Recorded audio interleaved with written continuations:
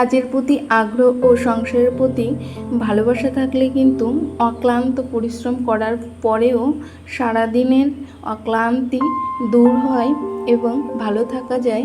জানতে হলে আমার এই ভিডিওটা দেখো, তাহলে বুঝতে পারবে।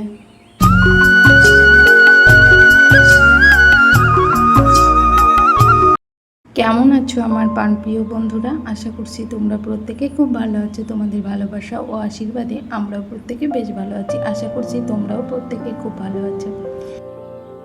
জানো তো বন্ধুরা, এই ভিডিওটা কিন্তু ওই যে এর আগের দিন যে ভিডিওটা পোস্ট করেছিলাম তার পরের থেকে, মানে 2টো পর্যন্ত তো ওই ভিডিওটা পোস্ট করেছিলাম।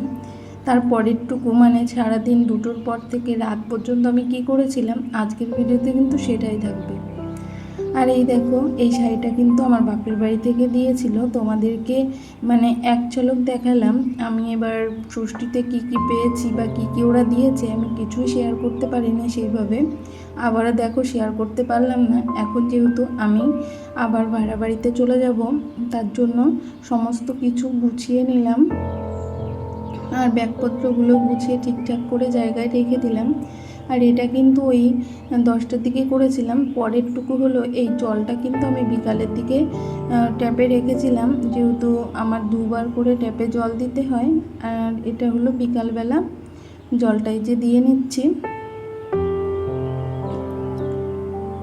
আর জানো তো, সারাদিন তো এই যে কাজের মধ্যে থাকি, কিন্তু কখনোই ক্লান্ত বোধ হয় না। কিন্তু যখন কোথাও ঘুরতে যাব বা সেখান থেকে আসব, তখন কিন্তু কাজ করতে প্রচুর কষ্ট হয়।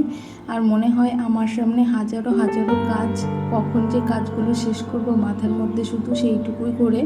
আর এই দেখো, সকালবেলাতে সমস্ত জামা কাপড় কেচে দিয়েছিলাম, সেইগুলো এখন শুকিয়ে গেছে। তাই এই যে দেখো, আজ কিন্তু প্রচুর রোদ উঠেছিল। রোদের এত তাপ মানে কি বলবো, কিন্তু যত পরিমাণে তাপ উঠেছিল ভেবেছিলাম আজকে মানে বৃষ্টি হবে, কিন্তু এতটা রোদের তাপে আমার সমস্ত জামা কাপড়গুলো শুকিয়ে গেছে। আমার কিন্তু বেশ ভালোই লাগছে, কিন্তু বৃষ্টি হলে আবার একটু জ্বালা হতো, কিন্তু গরম সহ্য করতে পারছি না। আর এর মধ্যে তো রান্নাটা কমপ্লিট হয়ে গেছে, তারপরে ওদেরকে খেতে দিয়ে দিচ্ছি। আর এই দেখো, আমার ভাই বসেছে আর আমার ছেলে, দুজনা মিলে এখন ভাত খেয়ে নিচ্ছে দুপুরের খাবারটা।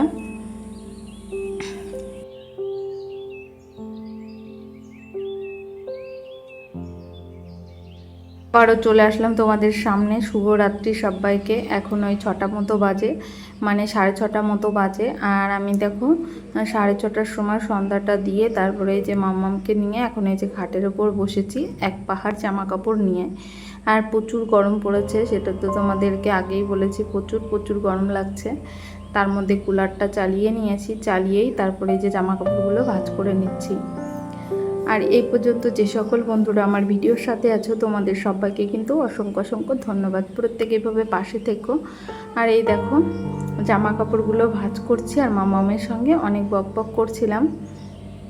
আর মাম্মাম আইসক্রিম বানাচ্ছিল, কত কিছু বানাচ্ছিল। আর এই যে জানো, এই যে জামা কাপড়গুলো দেখছো, এর মধ্যে কিছুটা জামা আমি মানে ও বাড়িতে নিয়ে যাবো আর কিছুটা এখানে রাখবো। তা কিছুটা যেটুকু থাকবে সেটুকু কিন্তু সমস্তটাই আমি ভাঁজ করে শোকেসে রেখে যাচ্ছি। আলনায় কিন্তু একটা জামা কাপড়ও আমি রেখে যাব না। কেন বলো তো, বাইরে থাকলে ধুলোবালি পড়বে। আর জানোই তো, একটা মেয়ে মানুষ যদি বাড়িতে না থাকে তাহলে কিন্তু সেই ঘরটা কখনোই পরিষ্কার পরিচ্ছন্ন থাকে না। ওই জন্য দেখো, বাপের বাড়ি থেকে এসে আমি কিন্তু একদিনও মানে কাজ ছাড়া নেই। আর যে একটু চুপচাপ বসে থাকবো 5 মিনিট, সেই সময়টা কিন্তু আমি একদমই হাতে পাচ্ছি না।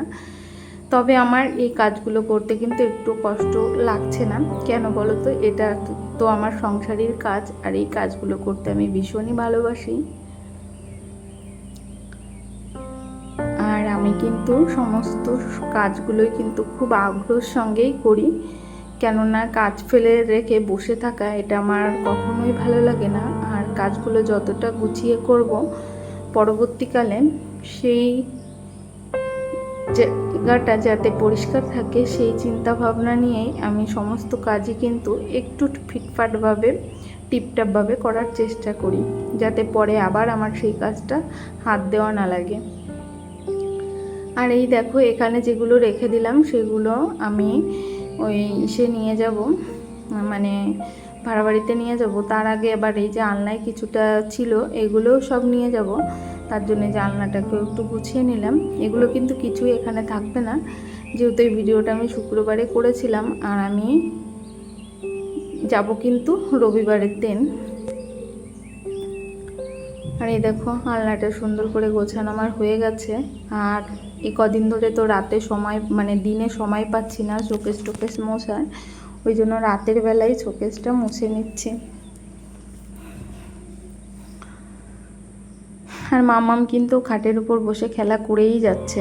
আর জানো তো বন্ধুরা, এই ভয়েসটা কিন্তু আমি দিচ্ছি হলো মানে আজকে হলো কী বার, মঙ্গলবার। বোঝো সেই শুক্রবারে ভিডিও করেছি, শুক্রবার, শনিবার, রবিবার, সোম, মঙ্গল, 5 দিন পরে আবারও তোমাদের সামনে এই যে ভয়েস দিচ্ছি।